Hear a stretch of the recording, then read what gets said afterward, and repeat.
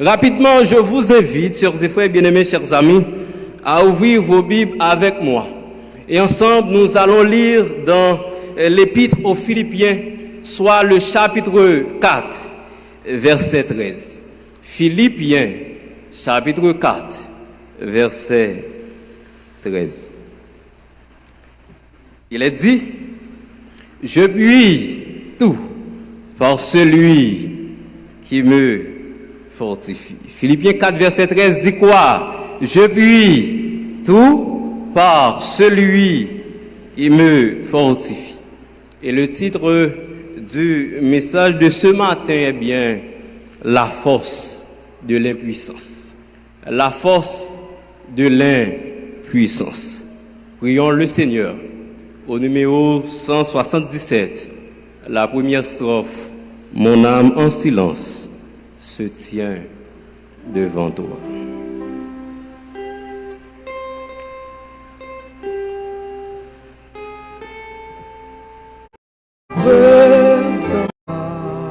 Prise ces langues bibliologie, il a passé des mois à de l'impuissance.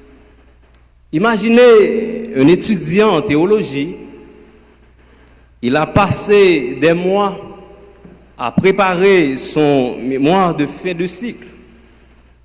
Il maîtrise ces langues bibliques, il a lu les commentaires, il a structuré son plan avec une rigueur presque militaire.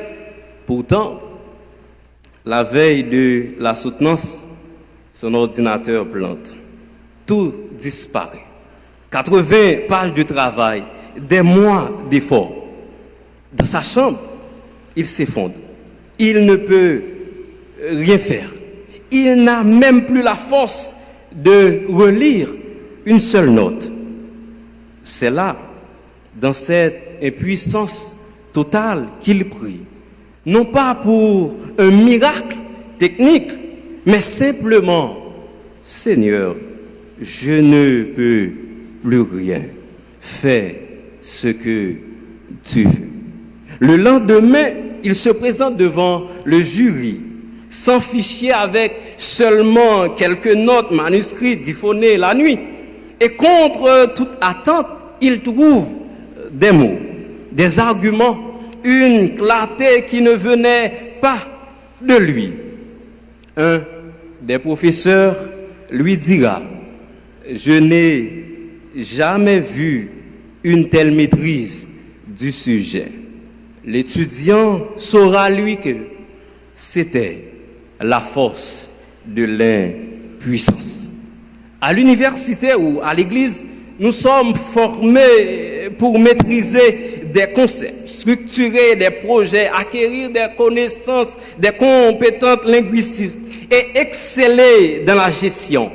Dans ce climat de haute performance intellectuelle et organisationnelle, l'impuissance est souvent perçue comme une anomalie à dissimuler, une faiblesse indigne d'un leader ou d'un chercheur. Pourtant, au cœur du Nouveau Testament, l'apôtre Paul formule un paradoxe qui bouleverse nos grilles de lecture. Je puis tout par celui qui me fortifie. Frères et sœurs, combien de fois avons-nous entendu ce verset? Plusieurs fois. Malheureusement, beaucoup de gens sortent ce verset de son contexte et l'utilisent pour renforcer une mentalité triomphaliste ou super chrétienne. Mais nous devons le lire autrement. Pour le lire autrement, nous devons bien comprendre ce texte. Et pour comprendre ce texte, nous devons voir son contexte. La lettre aux Philippiens a été écrite par Paul vers 59-60 après Jésus-Christ, en grec. L'apôtre, il parle de joie, d'humilité et de courage. Il encourage les Philippiens à vivre comme des citoyens du ciel en servant Dieu malgré les difficultés, en prenant pour modèle Jésus qui s'est humilié par amour. Dans ce livre, Jésus se présente comme serviteur, un nom qui est au-dessus de tout nom, comme Seigneur, comme Sauveur. Et on nous donne un secret. La vie chrétienne authentique, non pas victorieuse, au sens mondain, repose sur un service rendu possible par la force de Christ. C'est ainsi qu'il affirme, je puis tout par celui qui me fortifie. Oh, sœurs et frères bien-aimés, chers amis, on ne peut pas lire ce verset en imaginant que Paul était dans le bien-être. À cette époque, il se trouvait enfermé dans une prison. Malgré tout, il a décidé d'écrire pour dire qu'il avait éprouvé une grande joie dans le Seigneur. Il a tout enduré, tout supporté, non par ses propres forces, mais par Jésus en déclarant « Je puis tout par celui qui me fortifie ». Et la question que je vais poser en ce matin, comment un homme enchaîné peut-il affirmer « Je puis tout » ? En répondant à cette question, nous allons voir trois grandes leçons théologiques qui rejoignent directement les réalités de nos parcours académiques et de nos ministères en nous basant sur trois mots grecs. La première leçon, c'est bien, Christ est souverain dans toutes les circonstances. La deuxième, la force du croyant vient de Dieu. Et la troisième, Christ fortifie continuellement. Et les trois mots sont Panta, Ischio et Enduna Munti. Mes frères, sœurs, chers amis, même si vous oubliez tout ce que je viens de dire, et même si vous oubliez tout ce que j'aurai encore à dire, je veux que vous reteniez et mémorisiez cette phrase. La force de l'impuissance ne consiste pas à s'abandonner au désespoir, mais à cesser de lutter avec nos propres armes pour laisser Dieu agir. Maintenant, voyons là la première grande leçon. Christ est souverain dans toutes les circonstances. Nous trouvons cette vérité dans le premier mot. Tout vient du grec passe. Pour un esprit contemporain nourri de récits de succès, ce passe évoque une capacité illimitée à tout réussir. Mais en tant que théologien, en analysant ce mot dans ce texte, nous voyons que ce passe est un adjectif neutre pluriel à l'accusatif qui donne panta. Ici, panta sous-entend pragmata, chose, réalité, ou pantata pragmata. Paul ne dit donc pas, je possède un pouvoir illimité, mais je puis toutes les réalités concrètes auxquelles je suis confronté. Regardez, ce panta est au genre neutre. En grec, le neutre désigne les réalités impersonnelles, les faits, les événements, les états. Donc si Paul avait employé le masculin, il aurait signifié tous les hommes. S'il avait employé le féminin, c'est bien toutes les femmes. Et le neutre, en revanche, cible des situations.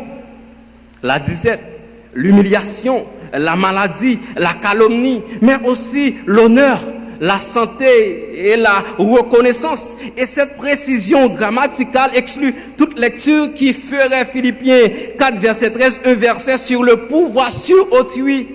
Paul ne dit pas « je puis tous les hommes », il ne revendique aucune domination sur les autres, il dit « je puis faire face à toutes les situations, même les plus accablantes ». Il ne s'agit pas d'une seule chose, mais d'une multitude d'expériences distinctes, parce que ici, Panta est au pluriel. Et le pluriel exprime la somme de tous les événements qui composent une vie. Paul le confirme dans le contexte immédiat. Philippiens 4, 11, 12, il énumère l'humiliation et l'abondance, la faim et la satiété, le manque et l'excès. Enfin, Panta est à l'accusatif. L'accusatif marque l'objet indirect de l'action accomplie par le sujet. Et le sujet ici, c'est Paul, je. Le verbe est ischio, je puis.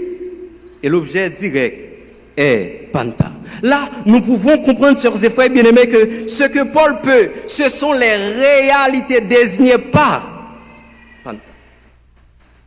Et l'accusatif indique que la force de Christ est effectivement mise en œuvre pour traverser chaque situation les unes après les autres. C'est pourquoi Paul ne dit pas « j'ai la capacité théorique de tout supporter ». Il dit « je suis en train de supporter tout cela dans la force de Christ ».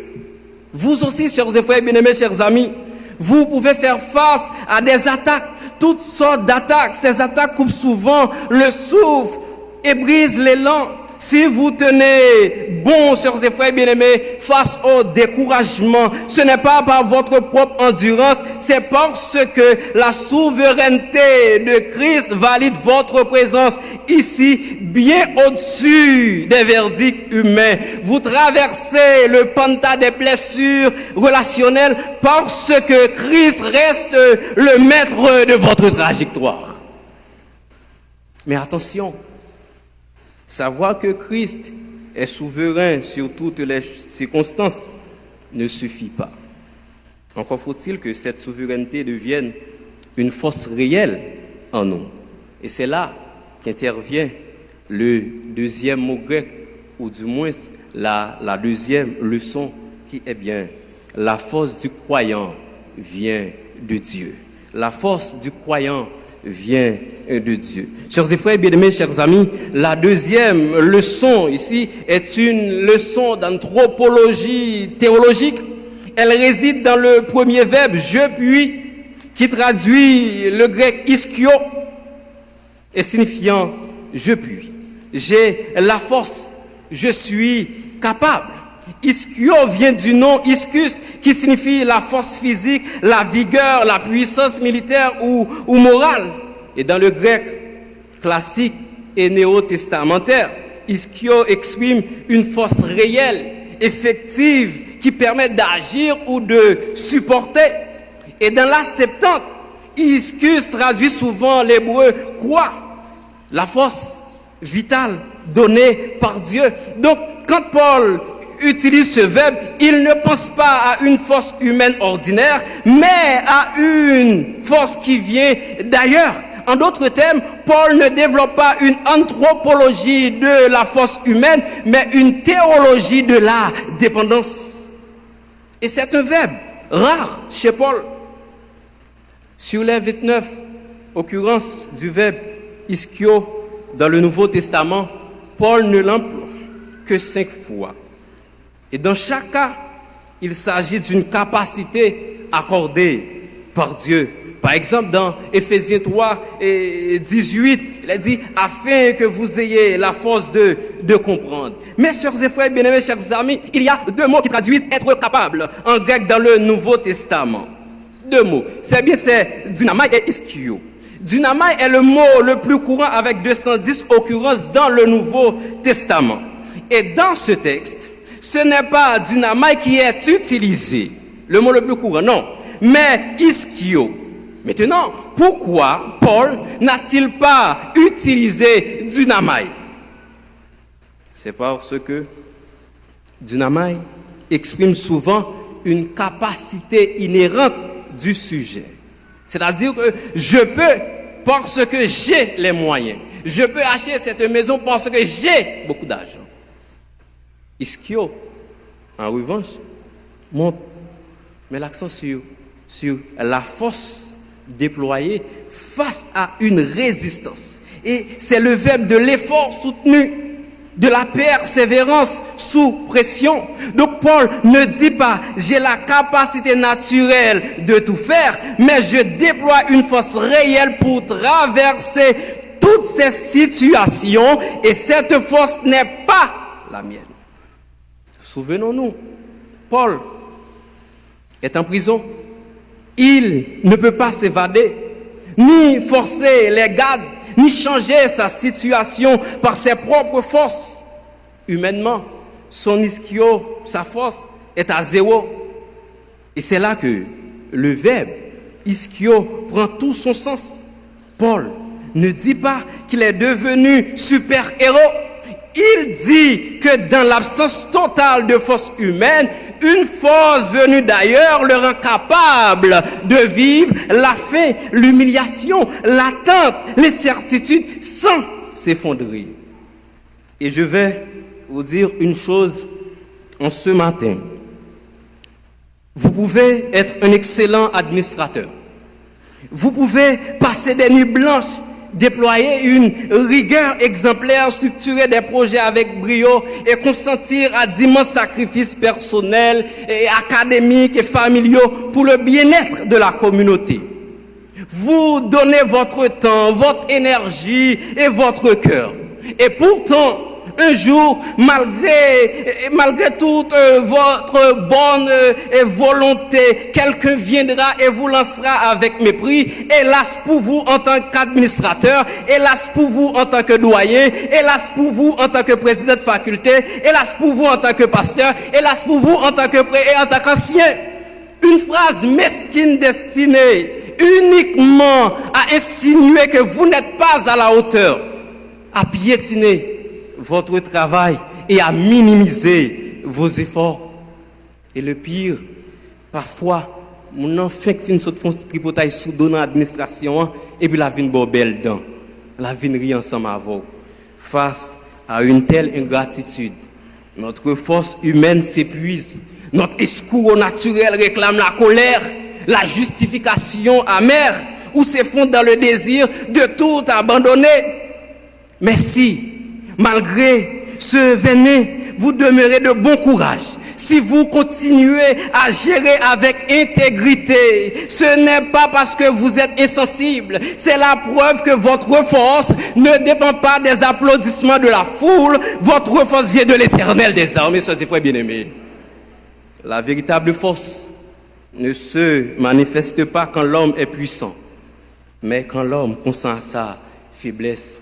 Comme Paul écrit dans 2 Corinthiens 19, 9, 10, « Ma force s'accomplit dans la faiblesse. Quand je suis faible, c'est alors que je suis fort. » Nous venons de voir, sœurs et frères, bien-aimés, chers amis, que la force effective ne vient pas de l'homme, mais de Dieu. Une question demeure, cette force, comment vient-elle? Est-ce un don ponctuel ou un coup de fouet occasionnel ou bien d'une présence continue? Et le troisième mot grec, endynamonti, va nous révéler la constance de l'action de Christ. Est-ce pourquoi la troisième grande leçon, c'est bien Christ fortifie continuellement. Christ fortifie continuellement. Le mot-clé ici est endynamonti. Il s'agit d'un participe présent actif au datif singulier masculin du verbe endynamo. Il se rapporte à to, celui qui, et son sujet est Christo, Christ. Littéralement, ça peut traduire dans celui qui me fortifie, virgule, Christ. Et chers frères, chers amis, endynamo est un verbe composé d'un préfixe en, qui signifie dans, à l'intérieur, d'un radical, dyname, puissance, pouvoir, et comme dans dynamis, de suffixe verbal, rendre, faire, devenir. Et le vrai sens, c'est bien mettre de la puissance à l'intérieur, fortifier de l'intérieur, rendre capable en équipant intérieurement ou d'insuffler une puissance intérieure, comme mettre du carburant dans une voiture. Chers et frères, bien-aimés, chers amis, chers internautes, Christ ne nous aide pas seulement de l'extérieur, il entre en nous comme l'eau dans une éponge. Il nous fortifie de l'intérieur. Ainsi, même quand nos forces humaines sont épuisées, il y a en nous une source de puissance qui ne tarit jamais. C'est pourquoi Paul enchaîné peut dire « Je puis tout », non parce qu'il est fort, mais parce que le fort habite en lui. Et la forme Endinamunti est un participe présent. Regardez, en grec, le participe présent exprime une action simultanée et continue, habituelle. Paul ne dit pas « celui qui m'a fortifié une fois pour toutes », là nous pouvons parler de aoris, ni « celui qui me fortifiera un jour », nous pouvons parler de futur. Il dit « celui qui est en train de me fortifier, qui me fortifie sans cesse à chaque instant ». Et le participe est au datif. Le datif exprime une relation étroite. Et c'est pourquoi Paul ne dit pas par la puissance de Christ, mais dans celui qui me fortifie. Regardez bien, la préposition N+, datif souligne l'union, habitation réciproque. Et c'est pourquoi il est dit dans Jean 15, verset 4, demeurez en moi et moi en vous. Donc, chers et frères bien-aimés, Paul vit sa force en étant littéralement dans le Christ fortifiant. Et le verbe a un complément d'objet direct, mais ce n'est pas une force impersonnelle. C'est Christ qui fortifie Paul personnellement. La grâce, chers et frères bien-aimés, chers amis, n'est pas fluide, anonyme, c'est une relation. C'est une relation. Et ce verbe apparaît plusieurs fois chez Paul, plus de 8 fois. Dans Romains 4, 20, Abraham fut fortifié par la foi. Éphésiens 3, 16, qu'il vous donne d'être puissamment fortifié par son esprit dans l'homme intérieur. Et si j'étais dans une assemblée composée seulement de théologiens, je parlerais de la théologie de l'habitation continuelle. Mais simplement, je dis ici que la force ne vient pas en une seule fois. Elle vient chaque matin, béni soit l'Éternel. Ou comme la manne dans le désert, Lamentation nous dit, Lamentation 3, verset 22-23, les compassions de l'Éternel ne sont pas épuisées, elles se renouvellent chaque matin. Donc, sœurs et frères bien-aimés, nous pouvons dire ici que Endinamunti ici, c'est le renouvellement permanent. Chers amis, chers internautes, en Christ, Paul avait la force de tout affronter. Et la même force est disponible de la même manière pour chacun de nous si nous exploitions tout ce qui est en Christ pour nous. Et nous pourrions tout faire. Mes frères et sœurs, chers collègues, alors nous venons de comprendre que la force de l'impuissance ne consiste pas à s'abandonner au désespoir, mais à cesser de lutter avec nos propres armes pour laisser Dieu agir. Parce que Christ est souverain dans toutes les circonstances, parce que notre force vient de Dieu, parce que Christ nous fortifie continuellement. Voulez-vous vraiment rester en communion avec Jésus afin de recevoir sa force, sœurs et frères? Ne masquons plus nos limites. Ne cachons plus nos blessures derrière des armures de verre. C'est là où nos forces expirent que la puissance de la résurrection on commence. Lorsque les circonstances vous obligent à dire « Je ne peux plus », tourner le regard vers le trône et proclamer avec assurance « Je puis tout par celui qui me fortifie ». Lorsque les paroles blessantes vous poussent à dire « Je n'en peux plus », tournez votre regard vers le trône de Dieu et proclamez avec puissance « Pour toutes choses, j'ai de la force grâce à celui qui me donne de la puissance ». Lorsque les étiquettes que l'on veut coller sur votre dos vous poussent à dire « Je n'en peux plus », tournez votre regard vers le trône et proclamez avec puissance « Je peux faire face à tout grâce au Christ qui m'en donne la force ». À celui qui fait de nos vulnérabilités le sanctuaire de sa gloire, soit l'honneur, la puissance et la louange dans cette communauté universitaire et dans son Église, dès maintenant et pour l'éternité. Que le Seigneur vous bénisse tous.